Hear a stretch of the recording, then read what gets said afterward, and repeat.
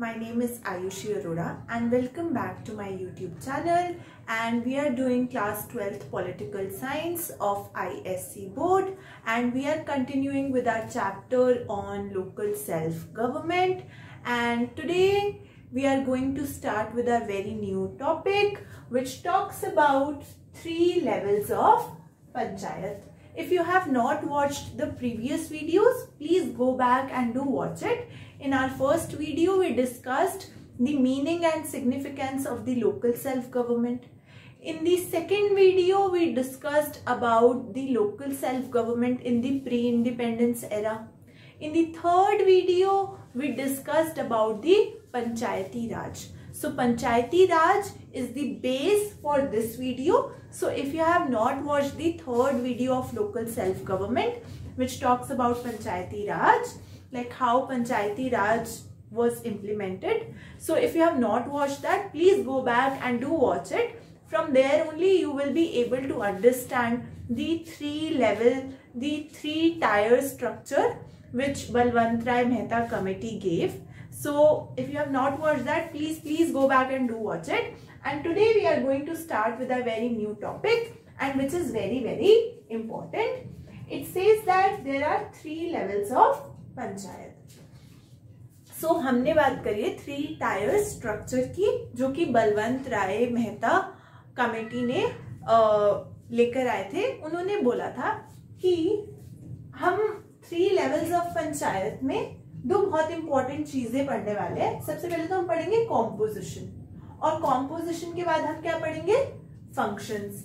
लेकिन जो बलवंत राय मेहता कमेटी थी, उन्होंने दिया था कि 3 levels ऑफ पंचायत होनी चाहिए, यानी कि एक 3-tier स्ट्रक्चर होना चाहिए. तो 3-tier स्ट्रक्चर क्या है कि एक तो पंचायत होनी चाहिए आपकी विलेज लेवल पे, एक होनी चाहिए ब्लॉक लेवल पे, एक होनी चाहिए डिस्ट्रिक्ट लेवल पे. सो विलेज लेवल पे विलेज पंचायत, या फिर आप बोल लो ग्राम पंचायत. ब्लॉक लेवल पे आपकी पंचायत समिति, और डिस्ट्रिक्ट लेवल पर आपकी जिला परिषद.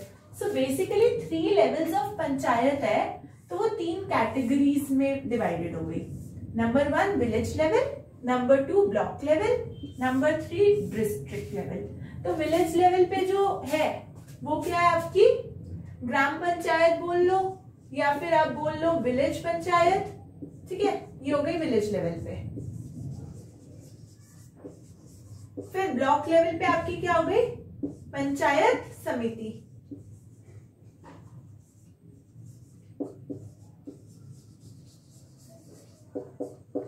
एंड डिस्ट्रिक्ट लेवल पे आपका क्या हो गया, जिला परिषद. So now what we are going to understand is composition and functions of 3 levels of panchayat. तो यानी कि विलेज लेवल पे क्या कॉम्पोजिशन है और क्या क्या फंक्शंस है ग्राम पंचायत के. फिर जो आपकी ब्लॉक लेवल पे जो आपकी पंचायत समिति है, उसकी क्या कॉम्पोजिशन है और उसके क्या फंक्शंस है. फिर डिस्ट्रिक्ट लेवल पे जो जिला परिषद है, उसकी क्या कॉम्पोजिशन है और उसके क्या फंक्शंस है. ये वाली सारी चीजें हम आज की वीडियो में समझने वाले हैं. As we are doing 3 levels of panchayat, so coming to its first level, that is village level. Village level पे क्या होता है, हमारा ग्राम पंचायत होता है. इसी तरीके से विलेज के ऊपर ब्लॉक लेवल होता है, ब्लॉक लेवल के ऊपर डिस्ट्रिक्ट लेवल होता है. तो आज हम विलेज लेवल को पढ़ने वाले हैं.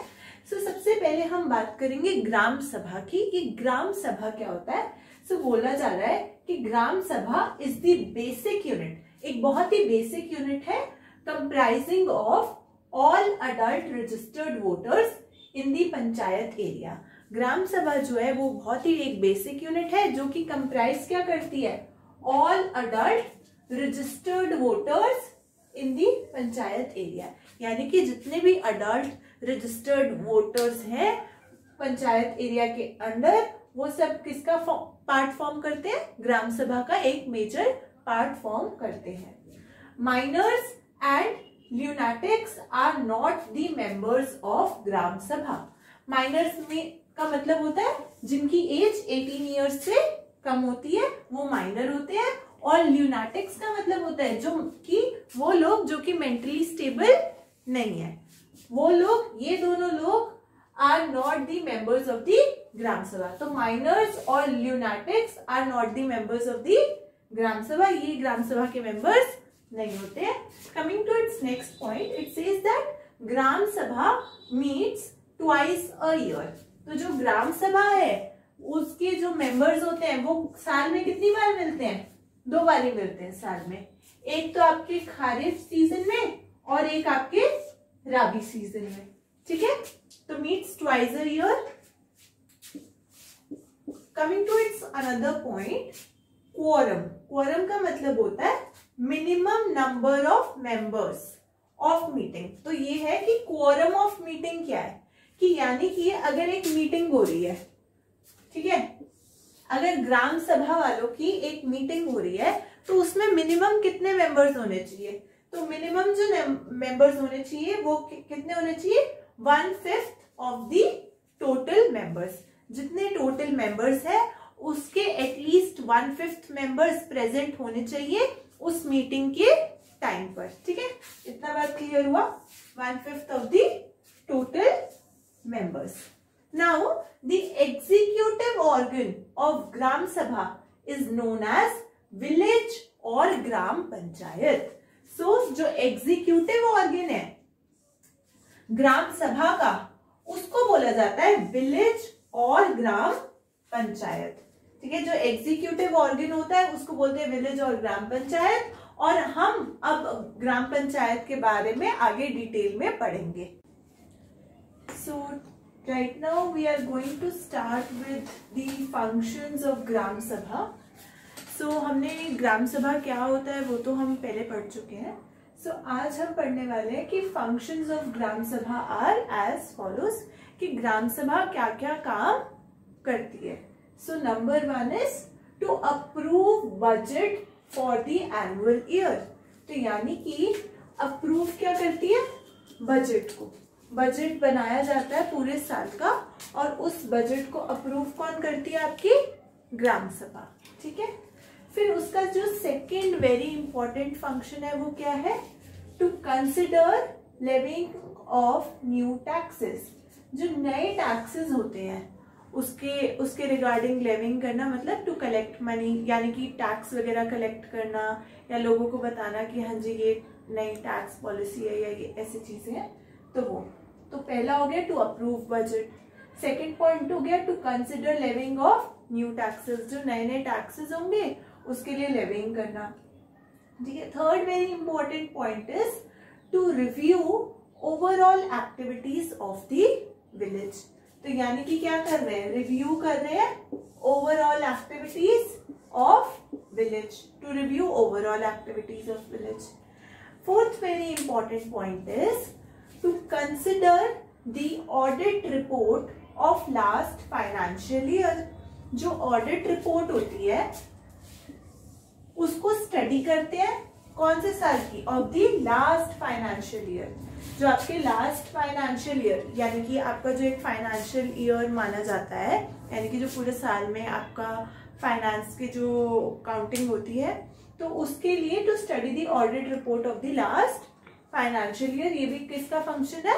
ग्राम सभा का, ठीक है। Another very important function of gram sabha is to remove gram pradhan if he does not function properly. तो किसको रिमूव कर देते हैं? To remove gram pradhan if he does not function properly. अगर वो ढंग से काम ग्राम प्रधान नहीं करता तो फिर उसको ग्राम प्रधान को हटाने की ड्यूटी भी किसकी है? ग्राम सभा की है। यानी कि पूरी जो मेंबर्स बैठ के वो ग्राम प्रधान को भी रिमूव कर सकते हैं अगर वो ढंग से फंक्शन नहीं करता, अगर वो ढंग से काम नहीं कर रहा। Another very important function of gram sabha is to elect gram pradhan और sarpanch and members of the village panchayat. यानी कि एक और बहुत इंपॉर्टेंट जो फंक्शन है वो क्या हो गया? इलेक्ट करने का। किस किस को इलेक्ट करते हैं? ग्राम प्रधान को, सरपंच को, या फिर बोल लो members of the village panchayat. I hope the functions of gram sabha are clear to you. So as we have studied the functions of the Gram Sabha, now we will be studying about the village और gram panchayat. Village और ग्राम पंचायत से मेरा मतलब है, कभी तो हम इसको विलेज पंचायत बोल देंगे तो भी सेम बॉडी ऑफ कंटेंट हमें मतलब लिखना पड़ेगा, अगर हम ग्राम पंचायत बोल देंगे तो भी हमें यही लिखना पड़ेगा, ठीक है। लेकिन the executive organ of gram sabha is known as gram और विलेज पंचायत। यानी कि सबसे पहले हमने ग्राम सभा के बारे में तो हम पढ़ चुके हैं, है ना, उससे पहले हमने ग्राम सभा के बारे में पढ़ा, तो ग्राम सभा के बारे में हमने पढ़ लिया है। और जो एग्जीक्यूटिव ऑर्गन होता है ना ग्राम सभा का, उसी को हम बोलते हैं ग्राम और विलेज पंचायत। क्लियर हुआ? अब हम पढ़ने वाले हैं कि कॉम्पोजिशन क्या है विलेज और ग्राम पंचायत की। अगर विलेज पंचायत लिखा आ जाए तो भी यही कॉम्पोजिशन रहेगी, अगर ग्राम पंचायत लिखा आ जाए तो भी यही कॉम्पोजिशन रहेगी। और विलेज या ग्राम पंचायत बोल लो, ये क्या है हमारा फर्स्ट लेवल 3 टायर स्ट्रक्चर हमने पढ़ा था कि सबसे नीचे होता है विलेज लेवल पे ग्राम पंचायत, है ना, या विलेज पंचायत बोल लो। फिर उसके ऊपर सेकंड लेवल पे हमने पढ़ा था ब्लॉक लेवल पे पंचायत समिति, और फिर थर्ड लेवल पे हमने क्या पढ़ा था डिस्ट्रिक्ट लेवल पे जिला परिषद। तो जो फर्स्ट लेवल है वो है आपका विलेज और ये आपका फर्स्ट लेवल होता है, ठीक है। जो आपका 3 टायर स्ट्रक्चर में आपका फर्स्ट लेवल है विलेज और ग्राम पंचायत। तो इसके अंदर हम इसकी कॉम्पोजिशन पढ़ने वाले कि कैसे कैसे है। Its members are elected by gram sabha. तो हम ग्राम सभा पढ़ चुके हैं, तो इसका सबसे इंपॉर्टेंट पॉइंट क्या हो गया, पहला पॉइंट तो ये हो गया कॉम्पोजिशन, मतलब कि वो कैसे कैसे कंपोज हुई हुई है चीज, यानी कि उसके अंदर कौन कौन से मेंबर्स हैं, कितने लोग हैं, क्या क्या है, वो सारी चीज आती है आपकी कॉम्पोजिशन के अंदर। तो its members are elected by gram sabha. जो ग्राम पंचायत बोल लो या विलेज पंचायत बोल लो, इनके जो मेंबर्स होते हैं वो कौन इलेक्ट करता है, आपके ग्राम सभा। दोनों का मतलब एक ही है, विलेज पंचायत ग्राम पंचायत अलग अलग नाम है, जैसे भारत, इंडिया, हिंदुस्तान हम अलग अलग नामों से बुलाते हैं ना, इसी तरीके से विलेज पंचायत बोल लो या ग्राम पंचायत बोल लो, एक ही बात है। Its members are elected by gram sabha. पहला पॉइंट तो ये हो गया कि इसके जो मेंबर्स हैं वो कौन इलेक्ट करता है, आपका ग्राम सभा इलेक्ट करती है। The second very important point is it has 1 प्रधान, एक प्रधान होता है जिसको आप सरपंच भी कह सकते हो, and 1 vice president elected by gram sabha. ये भी जो 1 प्रधान है और 1 वाइस प्रेसिडेंट है, ये भी कौन इलेक्ट करते हैं, आपके ग्राम सभा वाले। तो ये वाला पॉइंट भी बहुत इंपॉर्टेंट हो गया। The third very important point is the number of other members in the panchayat are fixed by the state government on the basis of the population. तो यानी कि कितने अदर मेंबर्स होंगे, यानी कि एक तो प्रधान हो गया, एक तो वाइस प्रेसिडेंट हो गया, ये इन दोनों को किसने इलेक्ट कर लिया, आपके ग्राम सभा वालों ने। फिर उसके बाद जो number of other members in the panchayat, उस पंचायत में जो विलेज लेवल पे पंचायत है या आप बोल लो कि ग्राम पंचायत जो है, उस पे जो मेंबर्स होंगे, बाकी के जो मेंबर्स होंगे वो कौन फिक्स करेगा, वहां की जो स्टेट गवर्नमेंट होगी ना, हर स्टेट गवर्नमेंट के अंदर जितने भी नंबर ऑफ मेंबर्स होंगे वो अलग अलग होंगे based on their size of population. यानी कि जहां पे पॉपुलेशन ज्यादा है वहां की स्टेट गवर्नमेंट उस ग्राम सभा के अंदर या उस ग्राम पंचायत के अंदर या विलेज पंचायत के अंदर ज्यादा नंबर ऑफ मेंबर्स रखी जाएगी, है ना। और जहां पर मेंबर्स मतलब पॉपुलेशन जहां पर कम है तो वहां पर जो विलेज पंचायत के मेंबर्स होंगे वो क्या होंगे, कम होंगे, मतलब वहां की स्टेट गवर्नमेंट कम मेंबर्स को इलेक्ट करेगी, अपॉइंट करेगी, मतलब फिक्स करेगी, इलेक्ट तो होंगे। Seats are reserved for SC and STs in the proportion of their population. यानी कि जो आपके शेड्यूल कास्ट होते हैं और शेड्यूल ट्राइब्स जो होते हैं उनके लिए सीट्स रिजर्व्ड होती हैं in proportion of their population. जितनी उनकी पॉपुलेशन होती है उसी के अकॉर्डिंग उनकी सीट्स रिजर्व करी जाती है। Another very important point is कि 1/3 of seats are reserve for women. जितनी भी सीट्स है मान लो, और उसका जो 1/3 मेंबर्स जो होंगे ना उसके ग्राम पंचायत के अंदर या विलेज पंचायत के अंदर, वो आपके कौन होंगी? विमेन होंगी. सो this is the composition of village और gram panchayat. So we have already covered the composition of village or gram panchayat. Now we will be studying two another very important things, and those are the tenure, यानी कि time period क्या होता है ग्राम पंचायत का या village panchayat का, और उसका मीटिंग का टाइम क्या होता है कि वो कब कब मिलते हैं. ठीक है. सो जब हम बात करते हैं टेन्योर की, its tenure is of 5 years, but if it is dissolved earlier, elections have to held within 6 months. तो टेन्योर तो कितने साल का होता है? 5 साल का होता है. और अगर by chance due to some reason, अगर वो ग्राम पंचायत या विलेज पंचायत कुछ भी बोल लो, अगर वो पहले ही डिसॉल्व हो जाती है, तो कम से कम 6 महीने के अंदर अंदर इलेक्शंस किए जाते हैं.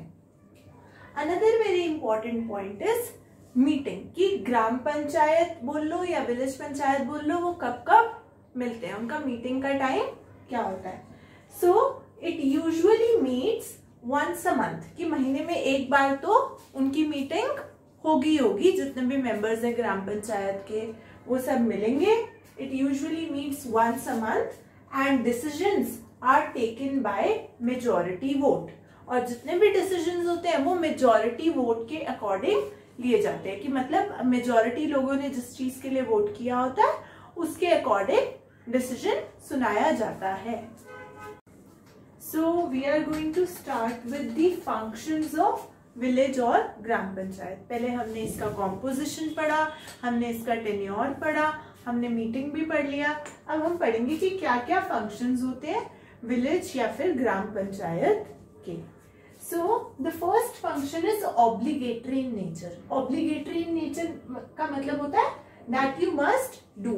यू का इधर मतलब ये है that gram panchayat must do, कि ऐसे कौन कौन सी चीजें हैं जो ग्राम पंचायत को करनी ही करनी होती है. एक ऑब्लिगेशन होता है ऑब्लिगेटरी, तो वो होता है आपका provision for safe drinking water, health care, health centre, primary education. तो ऑब्लिगेटरी जो चीज है वो क्या है? That you must do, that gram panchayat और विलेज पंचायत मस्ट डू. वो ये दैट यू मस्ट डू वो ऑब्लिगेटरी का लिटरल मीनिंग है. एंड तो क्या क्या ऑब्लिगेटरी फंक्शंस होते हैं? Provision for safe drinking water, कि एक तो साफ पानी होना चाहिए. दूसरा क्या हो गया? हेल्थ सेंटर होने चाहिए अच्छे अच्छे. तीसरा क्या हो गया? प्राइमरी एजुकेशन होनी चाहिए. तो साफ पानी भी होना चाहिए, अच्छी हेल्थ केयर फैसिलिटी भी होनी चाहिए, अच्छी एजुकेशन भी होनी चाहिए. तो ये तो एक ऑब्लिगेटरी फंक्शन हो गया ग्राम पंचायत का, कि भाई हर घर में साफ पानी आना चाहिए, हर बच्चे को अच्छी एजुकेशन मिलनी चाहिए, प्राइमरी एजुकेशन. हेल्थ सेंटर्स भी अच्छे होने चाहिए, वहां के लोग बीमार हो जाए तो फटाफट हॉस्पिटल दिखा पाए, उनके पास हेल्थ सेंटर्स की फैसिलिटी होनी चाहिए. So provision for safe drinking water, तो वाटर बहुत इंपॉर्टेंट हो गया, हेल्थ सेंटर बहुत इंपॉर्टेंट हो गया, और प्राइमरी एजुकेशन बहुत इंपॉर्टेंट हो गया. ये हो गया obligatory. The second very important function is development functions, कि अब ग्राम पंचायत या विलेज पंचायत के डेवलपमेंट के लिए क्या क्या फंक्शंस है. First function is obligatory function, the second function is development functions. तो डेवलपमेंट फंक्शंस में आपका आता है इरिगेशन, एग्रीकल्चरल प्लान्स और इलेक्ट्रिफिकेशन. की डेवलपमेंट कैसे होगी? एक विलेज लेवल पे अगर हमें डेवलपमेंट करनी है तो वहां की फार्मिंग अच्छी होगी, तभी तो डेवलपमेंट हो पाएगी ना. फार्मिंग के लिए हमें क्या चाहिए? Irrigation facility. तो इरिगेशन की फील्ड में डेवलपमेंट करते हैं. एग्रीकल्चर प्लान्स बनाते हैं अच्छे अच्छे एग्रीकल्चर से रिलेटेड. फिर इलेक्ट्रिफिकेशन, इलेक्ट्रिफिकेशन मतलब अलग अलग जगह पर लाइट्स वगैरह की प्रॉपर फैसिलिटीज, ये सारी चीजें होनी चाहिए. So irrigation, agriculture plans and electrification are the very important development functions, and these development functions are performed by the village और ग्राम पंचायत. समझ में आया? डेवलपमेंट फंक्शंस में ऑब्लिगेटरी में हमारे 3 कौन कौन से आएंगे? Safe drinking water, health care facilities या फिर हेल्थ सेंटर बोल लो, और प्राइमरी एजुकेशन बोल लो. डेवलपमेंट में आप क्या क्या बोलोगे? डेवलपमेंट में आप बोलोगे अच्छा जी एग्रीकल्चरल प्लान्स अच्छे होने चाहिए, इरिगेशन फैसिलिटी अच्छी होनी चाहिए, और इलेक्ट्रिफिकेशन होना चाहिए। इलेक्ट्रिफिकेशन मतलब हर जगह पे प्रॉपर लाइट की फैसिलिटी, बिजली की जो प्रॉब्लम है वो नहीं होनी चाहिए। The third very important function is regulatory function. Regulatory function of gram panchayat and village panchayat will be registration for birth, death, marriage and maintenance of law and order। यानी कि अगर कोई बच्चा पैदा हुआ है तो उसकी भी रजिस्ट्रेशन करानी पड़ती है, ठीक है। किसी की डेथ हो जाती है तो भी रजिस्ट्रेशन करानी पड़ती है, मैरिज के लिए भी रजिस्ट्रेशन करानी पड़ती है, और maintenance of law and order भी एक रेगुलेटरी फंक्शन है। सो ये वाले सारे फंक्शन भी ग्राम पंचायत को फॉलो करने पड़ते हैं। तो एक तो ऑब्लिगेटरी फॉलो करना पड़ता है, एक डेवलपमेंट फॉलो करना पड़ता है, एक रेगुलेटरी फॉलो करना पड़ता है। The fourth very important function is discretionary function. तो डिस्क्रिशनरी फंक्शंस के अंदर क्या क्या चीजें आ जाती है जो ग्राम पंचायत और विलेज पंचायत को फॉलो करना पड़ता है? That is activities like levelling of pits, यानी कि अगर जगह जगह पर रोड पर गड्ढे हो गए हैं तो उन गड्ढों को भरना, ठीक है, मतलब पूरा लेवलिंग, रोड को पूरा एक लेवल पर लेके आना, लेवलिंग ऑफ पिट्स। फिर प्लांटेशन ऑफ ट्रीज, अलग अलग जगह पे प्लांट्स लगाना। ओपनिंग अप ऑफ लाइब्रेरीज, जगह जगह पर लाइब्रेरीज खोलना, तो वो भी एक बहुत इंपॉर्टेंट है। और इसमें एक इम्पॉर्टेंट फंक्शन और भी आता है, that is to provide relief at the time of famines. अगर कहते कुछ प्रॉब्लम हो जाती है, सूखा पड़ गया या कुछ हो गया, तो उस टाइम पे भी रिलीफ प्रोवाइड किया जाता है। That is one of the important discretionary function। Another very important function of village और ग्राम पंचायत is न्याय पंचायत, यानी कि एक ऐसी पंचायत जो कि क्या प्रोवाइड करती है? न्याय। न्याय का मतलब क्या होता है? Justice. So panchayat provides speedy and inexpensive justice to villagers for petty thefts, trespass etcetera. So जो पंचायत होती है वो क्या प्रोवाइड करती है? Speedy and inexpensive justice. स्पीडी का मतलब फटाफट से जस्टिस लिया जाता है, और इनएक्सपेंसिव का मतलब ज्यादा महंगा नहीं होता, कि ऐसा नहीं होता कि बहुत ही महंगा प्रोसीजर है जस्टिस लेने का, तो ऐसा कुछ नहीं होता। छोटी मोटी चोरियां हो जाए या फिर कोई ट्रेसपास का केस हो जाए, कि किसी के मतलब कुछ भी ऐसा कोई केस होता है, तो इन सब चीजों को ये all of these are very important functions of the village और gram panchayat. So we are going to start with sources of income of the village और ग्राम पंचायत। कि यानी कि विलेज और ग्राम पंचायत को कुछ भी बोलो, दोनों का मीनिंग एक ही है कि इनके सोर्सेज ऑफ इनकम क्या क्या है। कि अगर ग्राम पंचायत को फंक्शनिंग करनी है तो उनको पैसा कहाँ से आ रहा है? So number one is taxes from property, goods, land and cattle। So जितने भी टैक्सेस आते हैं, या तो प्रॉपर्टी से टैक्सेस आएंगे, ठीक है, taxes from property, goods, land and cattle. तो ये तरीका हो गया जिसकी वजह से मनी आएगा, इनकम आएगी ग्राम पंचायत को या विलेज पंचायत को। फिर second point is taxes on sales of goods in fair. Sale of goods यानी कि मेले वगैरह जो लगते हैं, जो मेला आप समझते हो ना, जो मेला लगता है, मान लो किसी जगह पे मेला लगा, तो उस जगह पर जो उनसे गुड्स सेल किए जा रहे हैं उस पे जो टैक्सेस लगते थे, तो वो भी किसको मिलेगा? विलेज पंचायत को आपकी। फिर the third very important point is income from renting out rest houses. तो अगर किसी को रेस्ट हाउस चाहिए, तो अगर हम जो इनकम आती थी क्या रेंट करने से, रेस्ट हाउस को अगर रेंट पे देते थे, तो वो भी इनकम किसको जाती थी? आपकी ग्राम पंचायत को, ठीक है। Fourth very important point is part of land revenue is given to the gram panchayat as a grant by the state government. यानी कि जो लैंड रेवेन्यू है उसका कुछ पार्ट किसको मिलता था? ग्राम पंचायत को as a grant by the state government. यानी कि स्टेट गवर्नमेंट जो थी, जो स्टेट गवर्नमेंट आपकी होती है, वो ग्राम पंचायत को कुछ पार्ट लैंड रेवेन्यू का दे देती है। तो ये सारी चीजें हैं sources of income of the village और gram panchayat. So we have already covered the Gram Panchayat or the Village Panchayat, which is at the first level. Now we are coming on to the second level, which is the block level. तो हम 3 tyre structure की बात कर रहे हैं. पंचायती राज के अंदर जो 3 लेवल्स हैं उसकी बात कर रहे हैं. तो हमने विलेज पंचायत और ग्राम पंचायत को तो अच्छे से समझ लिया कि उसका कॉम्पोजिशन क्या है, उसका टेन्योर क्या है, उसके फंक्शंस क्या होते हैं, उसके सोर्सेज ऑफ इनकम क्या होती है. अब हम सेकेंड लेवल की बात कर रहे हैं, which is our block level. तो ब्लॉक लेवल पे जो होता है उसको क्या बोलते हैं, पंचायत समिति. तो विलेज लेवल पे आपकी क्या होती है, विलेज पंचायत और ग्राम पंचायत, मतलब और करके दोनों का मतलब एक ही होता है. और ब्लॉक लेवल पे आपकी क्या होती है, पंचायत समिति. तो पंचायत समिति क्या करती है, उसकी कॉम्पोजिशन क्या होती है, ये समझना बहुत ही ज्यादा इंपॉर्टेंट है. So number 1, it says that it coordinates the activities of the village panchayat in each block. यानी कि विलेज पंचायत जो भी काम कर रही है, एक्टिविटीज जो भी विलेज पंचायत कर रही है, हर एक ब्लॉक के अंदर जो आपकी पंचायत समिति होती है, जो कि ब्लॉक लेवल पे होती है, वो उन सारी एक्टिविटीज को क्या करती है, कोऑर्डिनेट करती है. यानी कि देखती है कि सारी चीजें ठीक से हो रही है कि नहीं हो रही है. फिर about 100 villages are covered in 1 block. तो ब्लॉक क्या होता है, बहुत सारे ग्रुप ऑफ विलेजेस. तो कम से कम 100 विलेजेस कम इन 1 ब्लॉक. तो कम से कम 100 विलेजेस को मिलाकर एक ब्लॉक बनता है.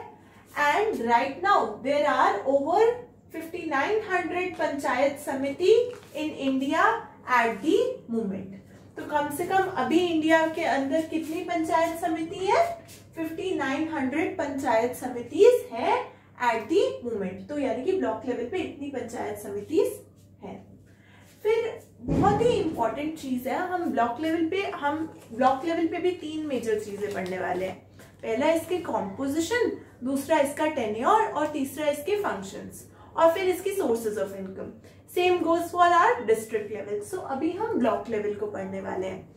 तो ब्लॉक लेवल पे जो आपकी पंचायत समिति होती है, उसकी कॉम्पोजिशन कैसे कैसे होती है, कि यानी कि कॉम्पोजिशन का मतलब उसके अंदर क्या क्या चीजें आती हैं. सो इट कंसिस्ट ऑफ, क्या क्या चीजें होती है इसके अंदर, ऑल दी प्रधान्स और sarpanch of the village panchayat with in the block. तो उस ब्लॉक के अंदर जितने भी आपके प्रधान हो गए, सरपंच हो गए, उस ब्लॉक के अंदर वो सारा एक मेजर पार्ट होगा पंचायत समिति का. पहला तो ये हो गया कि प्रधान और sarpanch. The second very important point is, वहां के जितने भी एमपीज हो गए, एमएलएज हो गए, एमएलसीज हो गए. एमएलसीज का मतलब होता है members of legislative council of that area. So MP, MLA और एमएलसीज भी एक मेजर पार्ट होंगे ब्लॉक लेवल के, यानी कि पंचायत समिति के. फिर the third very important thing is chairperson of nagar panchayat. तो नगर पंचायत का जो चेयरपर्सन होगा वो भी ब्लॉक लेवल के अंदर, यानी कि पंचायत समिति के अंदर एक मेजर पार्ट होगा. ठीक है, वो कॉम्पोजिशन के अंदर एक मेजर पार्ट में आएंगे. फिर then elected members of zila parishad from that block. जितने भी इलेक्टेड मेंबर्स होंगे जिला परिषद के अंदर उस ब्लॉक से, वो भी एक मेजर पार्ट होंगे उस कॉम्पोजिशन के अंदर. फिर प्रेसिडेंट ऑफ मार्केटिंग कोऑपरेटिव, जो मार्केटिंग कोऑपरेटिव वहां पे बनाया जाता है, उस मार्केटिंग कोऑपरेटिव के जो प्रेसिडेंट होंगे वो भी कॉम्पोजिशन के अंदर एक मेजर पार्ट फॉर्म करेंगे. Another very important thing which comes under the composition is कि उस कॉम्पोजिशन के अंदर seats are reserved for scheduled caste and scheduled tribes as well. So I hope this is clear. And इसमें आपको ये समझने की जरूरत है कि एक पहला तो प्रधान और सरपंच आएंगे, दूसरा एमपी एमएलए, फिर एमपी एमएलए और एमएलसीज, तीसरा आपका chairperson of the nagar panchayat, fourth में आपका members of the elected members of the जिला parishad from that block, fifth में president of the marketing cooperative, and sixth में आपका seats are reserved for scheduled caste and scheduled tribes. So as we have already covered the composition of the Panchayat Samiti, Now we are going to talk about two very important things, that is first is term बोल लो या tenure बोल लो, and the second very important thing is functions of the panchayat समिति. So term period क्या है, मतलब time period कितना है? So its term is of 5 years. पहला इंपॉर्टेंट पॉइंट तो ये हो गया कि जो पंचायत समिति है जो कि ब्लॉक लेवल पे काम करती है उसका टाइम कितने टाइम का है? 5 सालों का. इट इलेक्ट्स अ चेयरपर्सन, और ये एक चेयरपर्सन को भी इलेक्ट करती होती है पंचायत समिति आपकी. Its administrative head is known as block development officer. जो इसके एडमिनिस्ट्रेटिव हेड होते हैं उनको हम क्या बोलते हैं? Its administrative head is known as block development officer. तो बीओडी बोल लो या बीडीओ या फिर ब्लॉक डेवलपमेंट ऑफिसर. वैसे फुल फॉर्म ही यूज करना, शॉर्ट फॉर्म्स मत यूज करना, because sometimes short forms become confusing. So इसलिए its administrative head is known as block development officer. अब हमने टर्म पढ़ लिया, कॉम्पोजिशन पढ़ लिया पंचायत समिति की जो कि ब्लॉक लेवल पे आती है. कोई भी आप चीज पढ़ रहे हो, जैसे हमने पहले विलेज या ग्राम पंचायत पढ़ा है, अब हम पंचायत समिति पढ़ रहे हैं जो कि ब्लॉक लेवल पे है. तो किसी भी चीज को पढ़ने के लिए उसके फंक्शंस बहुत इंपॉर्टेंट होते हैं. देखा जाए तो इसके दो मेजर फंक्शंस हैं. नंबर 1 इज डेवलपमेंट फंक्शंस, यानी कि डेवलपमेंट के लिए पंचायत समिति क्या क्या काम करती है. तो वर्ड एक तो डेवलपमेंट याद रखना, और second very important word is supervisory functions.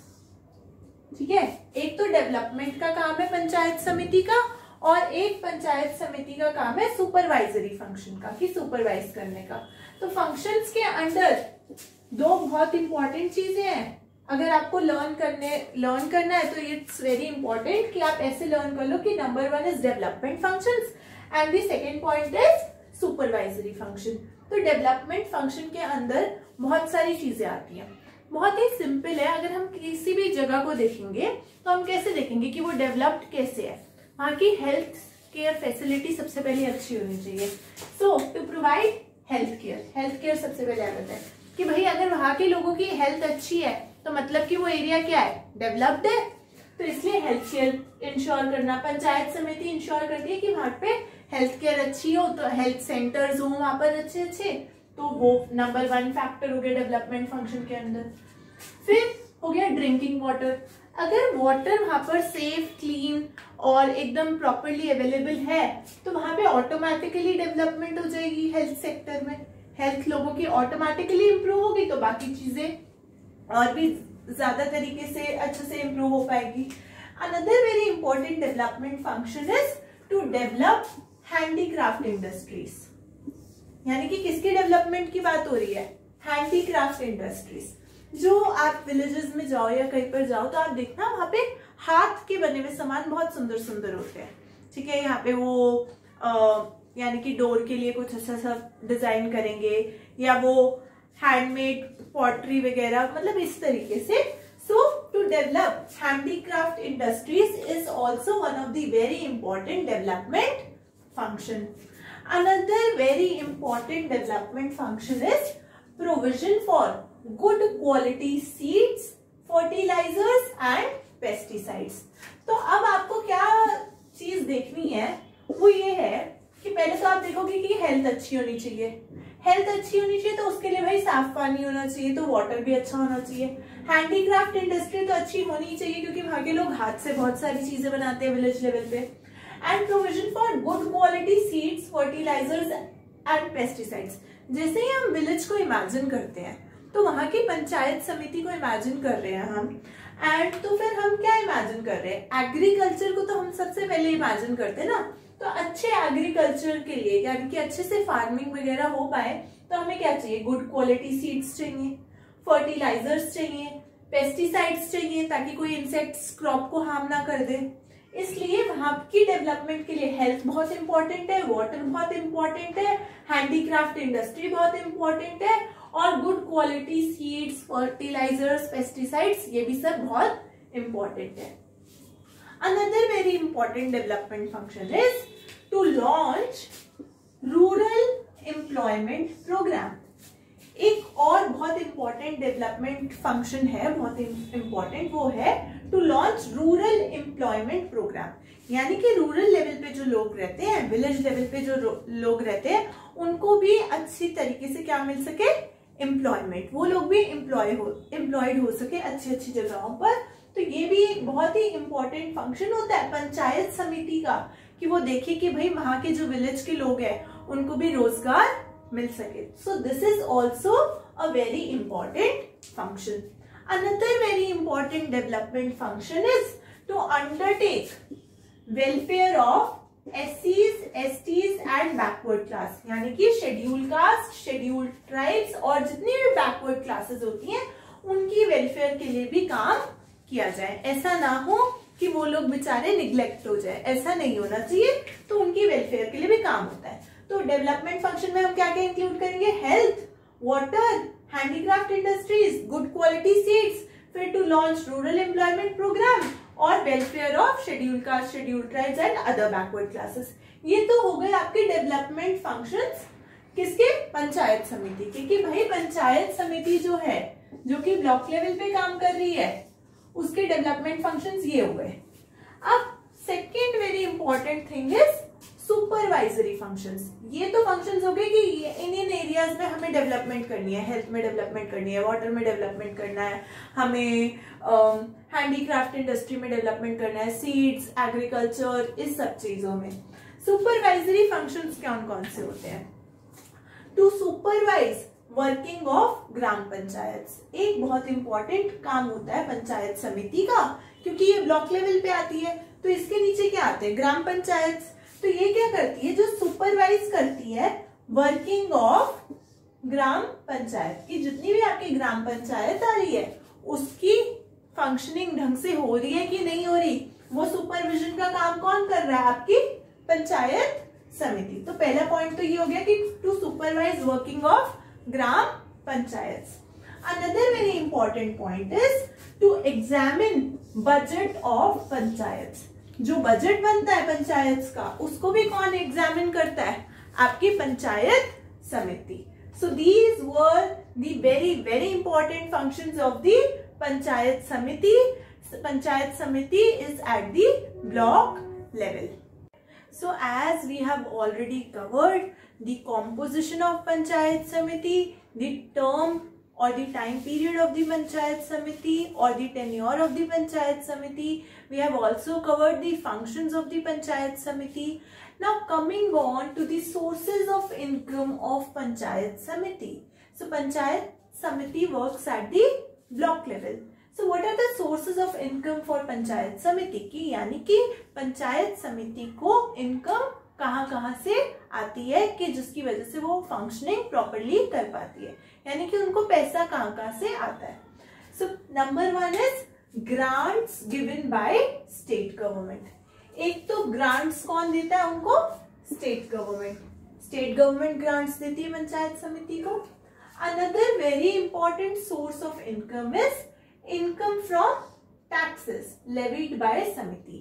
सो यानी कि जो इनकम आती है टैक्सेस से, that income which comes from taxes is also collected by समिति. समिति वो इनकम को भी कलेक्ट करती है जो कि इनकम आती है आपके सारे टैक्सेस से. Another very important point is which comes under the source of income of panchayat samiti. It says that fixed percentage of land revenue is given to panchayat samiti. यानी कि एक fixed percentage of land revenue is given to panchayat samiti. एक fixed percentage जो है land revenue का, वो भी किसको दिया जाता है, पंचायत समिति को. सो नंबर 1 हो गया grants given by state government, एक तो पैसा जो कि स्टेट गवर्नमेंट से आ रहा है. नंबर 2 हो गया इनकम फ्रॉम टैक्सेस, जो यानी कि जो लोग टैक्सेस पे करते हैं उससे जो पैसा आता है वो भी इज कलेक्टेड बाय द समिति.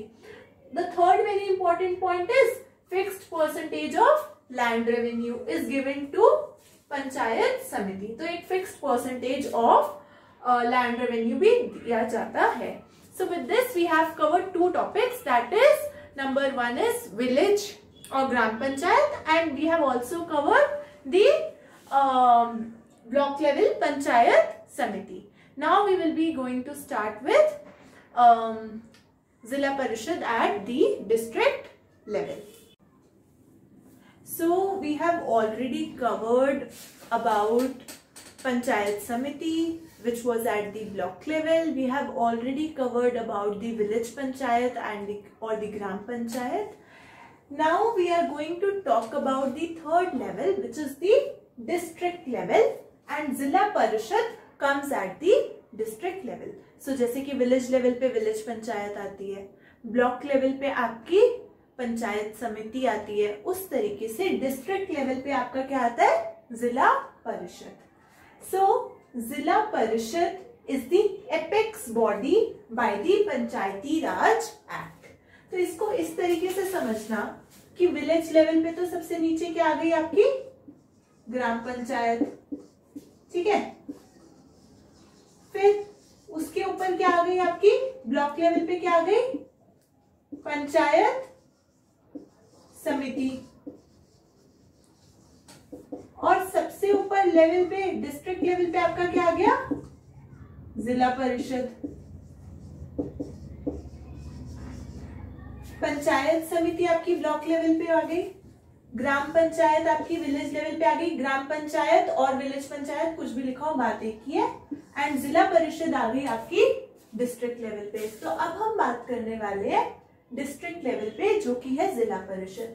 जिला परिषद is the apex body. Apex body मतलब टॉप मोस्ट लेवल पे जो बॉडी आती है वो कौन सी है, जिला परिषद, by the Panchayati Raj act. So Panchayati Raj act के अंडर ये बताया गया है कि जो जिला परिषद है वो एक एपेक्स बॉडी है, ठीक है. सो इसमें भी हम 3-4 बहुत इंपॉर्टेंट चीजें पढ़ने वाले हैं. Number 1 is composition.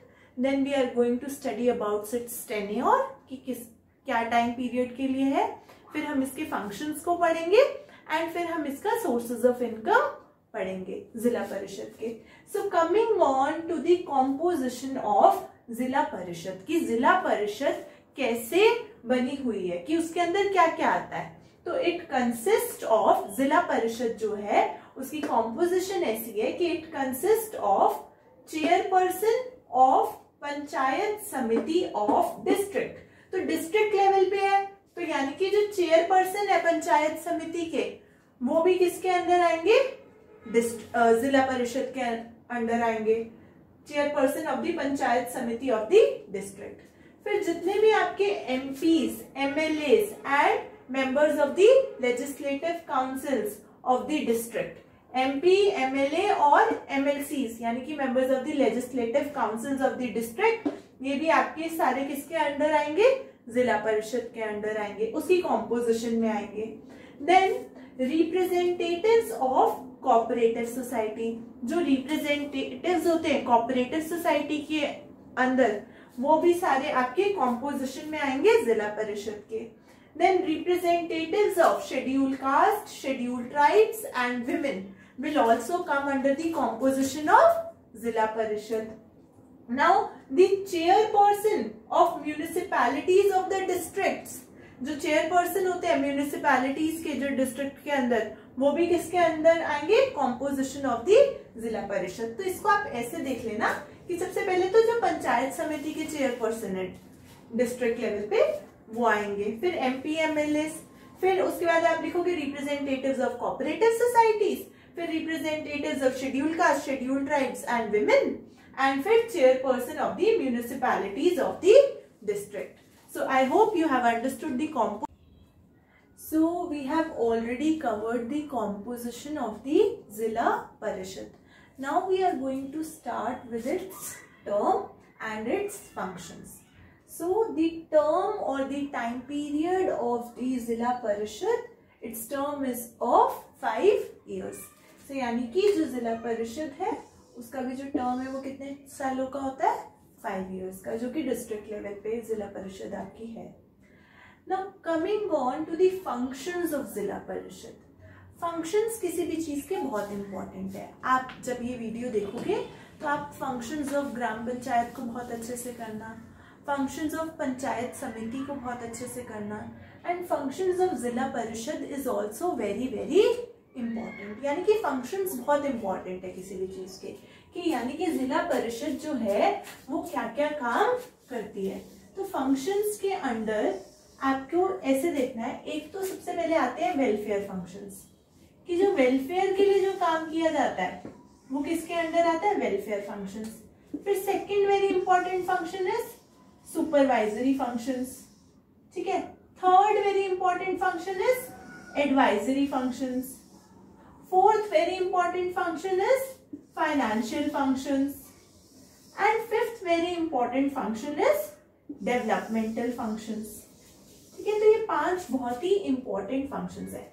तो आप जब ये आंसर प्रिपेयर कर रहे होंगे, so firstly categorize it under 5 points like welfare function, supervisory functions, advisory functions, financial functions and developmental functions। अब welfare functions के अंदर कौन कौन से points आते हैं। जब हम welfare की बात करते हैं किसी भी चीज की, तो हमारे दिमाग में क्या क्या चीजें आती हैं। सो welfare की बात कर रहे हैं तो यानी कि सबसे पहले क्या होगा, construction and maintenance of roads, bridges and educational institution. यानी कि अगर मैं बात कर रही हूँ वेलफेयर की बात करनी है, तो सबसे पहले तो एजुकेशन होगी, तो उससे लोगों का वेलफेयर होगा। तो construction of roads and the maintenance of bridges and construction of educational institution is very very important. अगर अच्छे एजुकेशनल इंस्टीट्यूशंस होंगे तो उससे ऑटोमेटिकली लोगों का वेलफेयर होगा। So this will be point number 1 under the welfare functions of the जिला परिषद। Now another very important welfare function is to develop land, human, water resources of the area. तो 4-5 तरीके के रिसोर्सेज है, land resource हो गया, human resource हो गया, वाटर रिसोर्स हो गया of the area. Land resource मतलब वहां की फार्मिंग वगैरह हर चीज में, या फिर नॉर्मली अगर फार्मिंग वाला लैंड भी नहीं है, दूसरा लैंड भी है, तो उस लैंड की भी डेवलपमेंट होनी चाहिए। ह्यूमन रिसोर्स, हम HR की बात करते हैं, human is also a resource, यानी कि वहां के उस विलेज के अंदर या फिर उस एरिया में जितने भी लोग रहते हैं उन सबका भी डेवलपमेंट होना चाहिए, उन सबका भी वेलफेयर के रिगार्डिंग बात होनी चाहिए। So that is also very important. Water resource is also very very important. So water resource को लेकर भी डेवलपमेंट होना चाहिए। So that is also one of the very important welfare function of the जिला परिषद। Another very important welfare function is कि welfare के लिए काम कर रहे हैं, लोगों की भलाई के लिए काम कर रहे हैं। तो भलाई के लिए हम कैसे कैसे काम करेंगे, provide relief during drought and distress. अगर कहीं पे सूखा पड़ गया या डिस्ट्रेस हो गया कहीं पर, तो उस टाइम पर रिलीफ प्रोवाइड किया जाए, यानी कि उनको अच्छा फूड सप्लाई किया जाए, राशन सप्लाई अच्छे से किया जाएगी। तो ये सारी चीजें भी बहुत ज्यादा इंपॉर्टेंट है and it will lead towards the welfare of people. So to provide relief during the drought and distress, so it is also the one of the very important function welfare function के अंदर। And another very important thing is to promote welfare to weaker sections. जितने भी आपके weaker sections हैं society के अंदर, किसी भी तरीके से वीक, इकोनॉमिकली वीक, या उनको कोई माइनॉरिटी में आ रहा है, या किसी भी तरीके से कोई भी वीक है, तो उन सारे सेक्शंस के वेलफेयर के लिए भी काम करना बहुत इंपॉर्टेंट है। So these are the few points which comes under the welfare functions of the जिला परिषद। सो कौन कौन से पॉइंट्स आ जाते हैं, एक की construction of roads and bridges होना चाहिए, construction of educational institutions. Another very important point is to develop land resource, human resource, water resource. Another very important point is to provide relief during the droughts and distress. Another very important point is to promote welfare to the weaker sections. All these points are very very important and it should be included under the welfare functions of the Zilla Parishad. Another very important function is supervisory function. Supervision का काम करती है जिला परिषद। हमें ये पता चल गया कि जिला परिषद एक ऐसी बॉडी है जो कि एपेक्स पे है। जिला परिषद से नीचे है पंचायत समिति, पंचायत समिति के नीचे क्या है, ग्राम पंचायत। तो इसका ऑब्वियसली ये सुपरवाइज करेगी बाकी दो चीजों को. So it supervise the activities of panchayat and gram panchayat. यानी कि ग्राम पंचायत कैसे काम कर रही है उसका सुपरविजन कौन करेगी? जिला परिषद. सुपरविजन का काम भी तो करेगी ना, क्योंकि उससे नीचे है. And it also coordinate the developmental plans prepared by the panchayat समिति.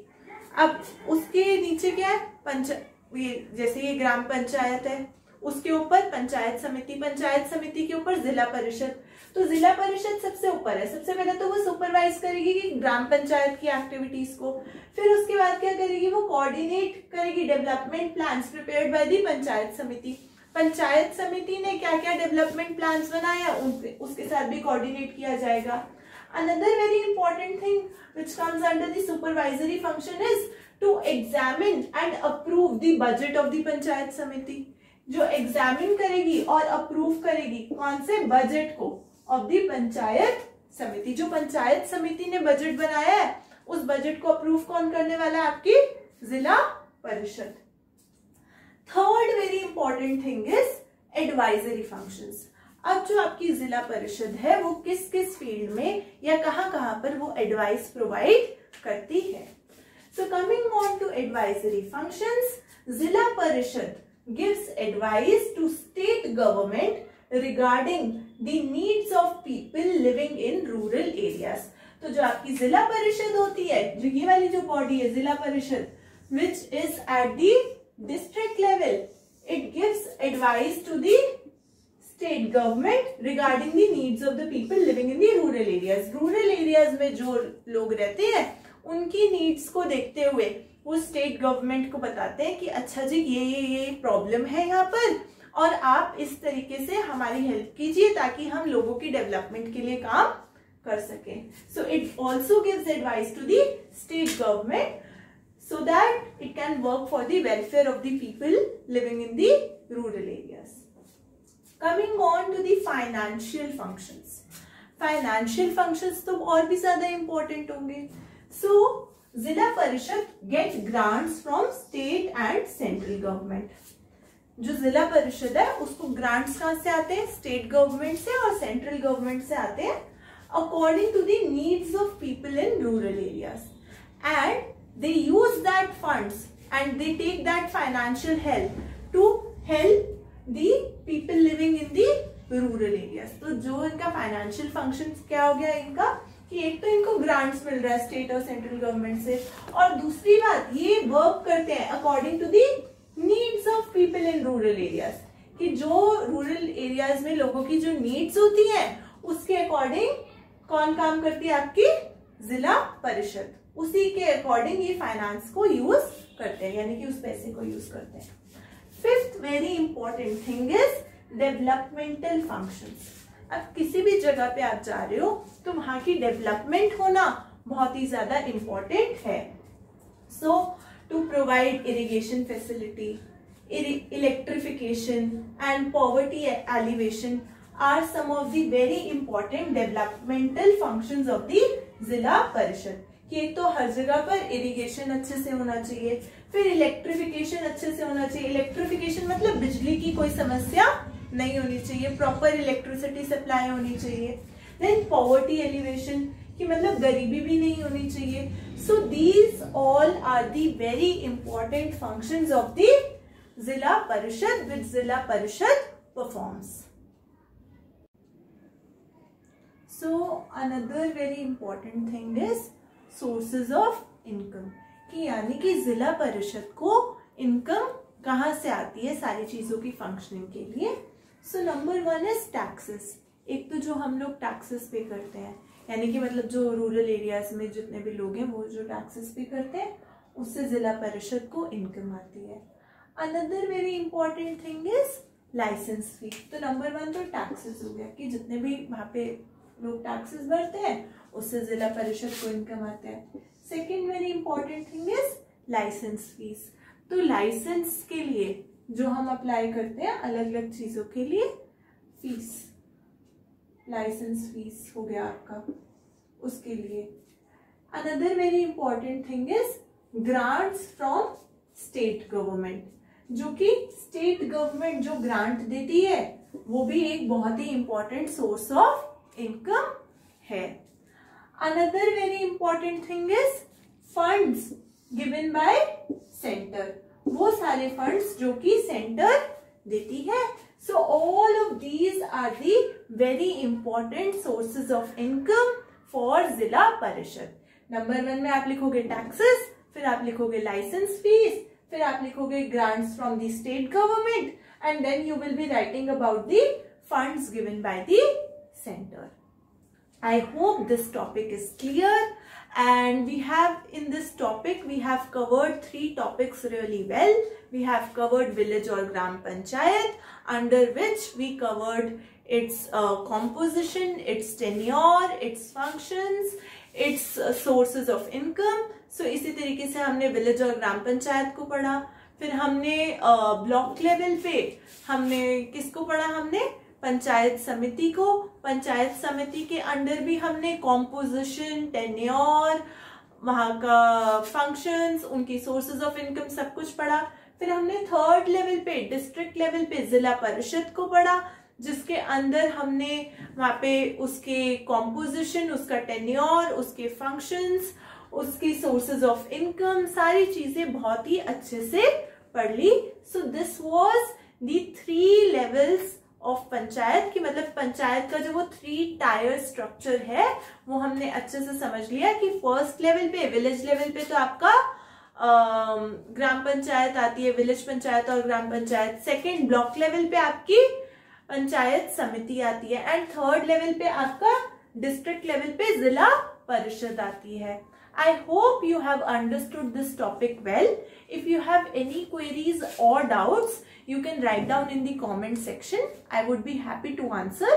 और अगर आपको ये वीडियो अच्छा लगा हो तो please like it and do share it with your friends so that they can also understand this topic in a better way. And do subscribe my channel and do press the bell icon so that you get the notification whenever we post a new video. Thank you.